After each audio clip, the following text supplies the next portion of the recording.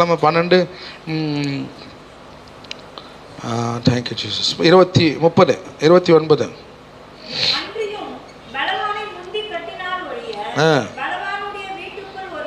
பலவானுடைய ஒரு வீட்டுக்குள் ஒருவன் புகுந்து